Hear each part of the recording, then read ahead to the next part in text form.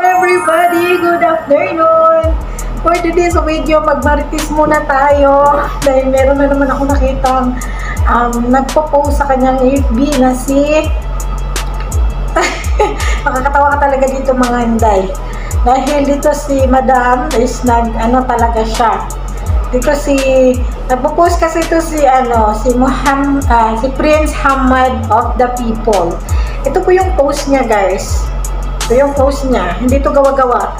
Ang post niya, please help me to address this woman, Marilyn Tattoo. I don't know why she is claiming to me my wife or girlfriend. Sana all. Please, pan help me to filter woman. Madam, bakit gano'n? Nakakaya ka sa balat ng lupa. Pinost ka na ni Prince Hamad of the People na bakit nag-claim mo siya naging niya. Dito tayo sa sinabi ni guys, yung sa mga comment tayo. Sa mga comment, ganito po talaga, grabe. Nakakahiya ka naman, madam, sa balat ng lupa. Dito pa talaga ako sobrang natatawa, guys, kasi ito yung sabi ni Prince Hamad natin yan. Fake picture making filter. Madam, bakit gano'n? Anong ginawa mo? Marilyn, stop to editing my picture. I'm not with you. I don't know who you are. Madam, nakakahiya ka sa balat ng lupa. Naku, Diyos ko Lord. Anong ginawa ni Madam? Itong kababayan natin. She's love you so much, too much. In love and crazy. Nakakaya ka na, Madam. Anong nangyayari sa'yo? Ito sabi ni Prince Hamad. Naglo-loading, walang signal si Inday yun niya. Ay, walang signal. Hindi ko nakita.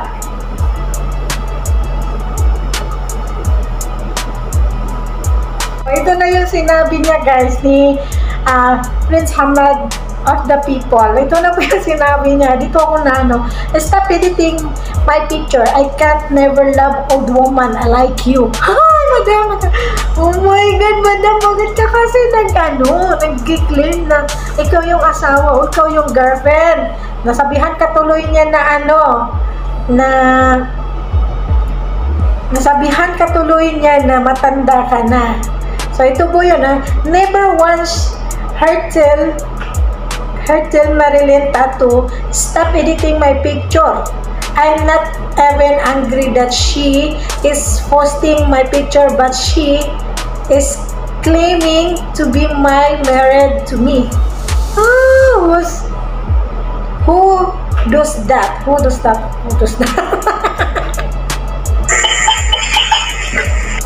Anong nangyari, Madam?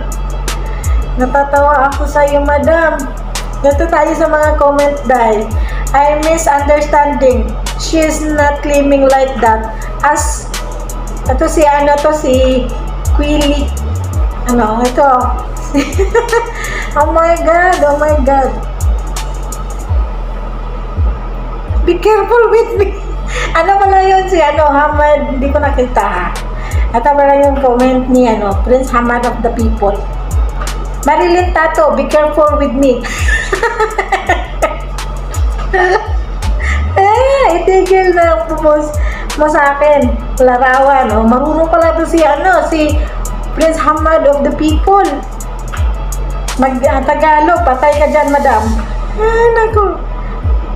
Paano mo ako mapipigil? Pala si Marilyn. Oh my God, nakakaya ka talaga, Madam, Prince Hamad of the People, ano yung sagot ni Marilyn? Paano mo ako mapipigilan? Trabaho ko ito. At hindi naman ikaw ang boss ko. Anong mapapala mo sa akin? Inggit.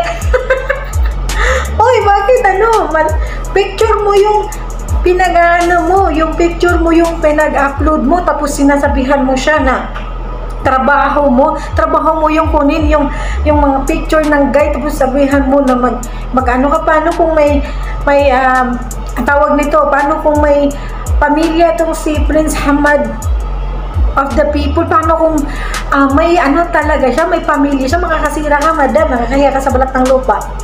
malaki na ang natutulong ko sa boss ko. Kung boss ako ang magsabi itigil ang trabaho, itigilan ko kasi lahat ng ginaa. Ano ba to?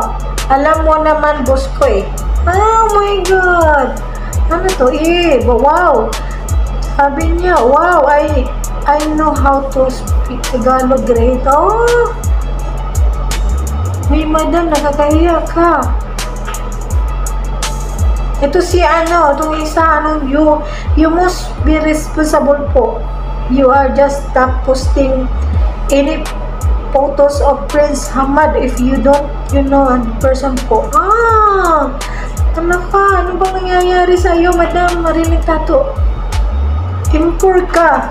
Si Marilyn Tato, import ka. Anong import? Prince Hamad has the right to protect his own photo since had said not to do it again. Ko, Madam, ano ba nangyayari? Nakakahiya ka sa balat ng lupa, Madam. Grabe yung mo, Madam, oh. Yung mga basher mo tuloy, Madam, nagsimlabasan. Nagkiklim ka ng hindi mo, Madam, oh. Tingnan mo yung post ni Sir, ni Sir Hamad. Ayan. Ayan, oh. Ito, Madam. Nakakahiya ka na. Stop mo na yan. May bus-bus ka pa ng bus-bus mo. Madam, nakakahiya ka talaga sa balat ng lupa. Ba't ganun? Nagpo-post na yan si na-stop mo na, tapos ganun. Sabihan mo pa yung kung ako sa'yo. Pwede ka makasuhan dyan siguro, Madam. Ano ba? Kasi nag-claim na yung tao eh. Kasi sinabihan mo pa ini-claim mo pa na ikaw yung asawa, ikaw yung girlfriend. Kagaya ka, hindi ka nahihiya, Madam, na sinabihan ka na hindi siya nagmamahal ng matanda. Katulad mo, hindi siya posibleng magmahal ng matanda. Nakakahiya.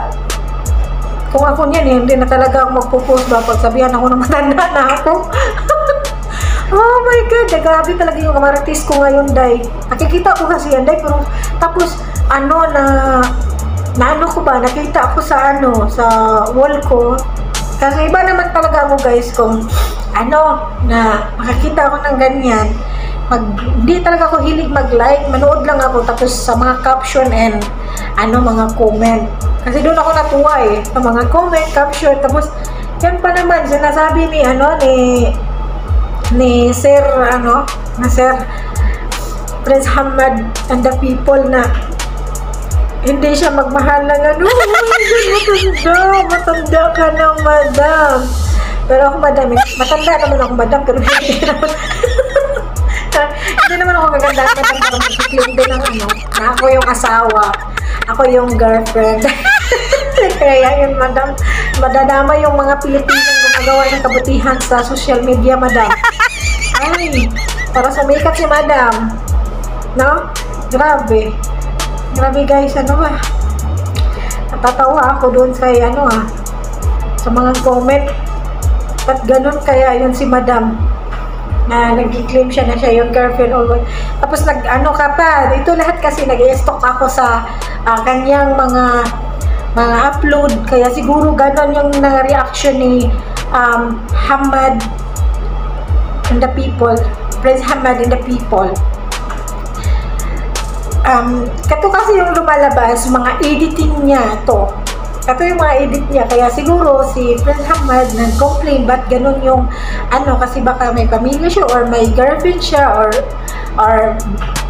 may asawa na siya, ganun. Baka ganyan lang, baka hindi makasira tayo ng pamilya ng iba. Kaya stop mo ng ganun na tawag nito, stop nang mag-post ng hindi ganun, tapos lagyan mo ng ganyan kasi hindi mo alam yung tao ay may pamilya na yung tao, baka makasira ka lang. Kaya kung masira yung pamilya mo, huwag kang mandamay. Kaya yan lang, thank you so much for watching sa aking pagkamaritis. Bye bye.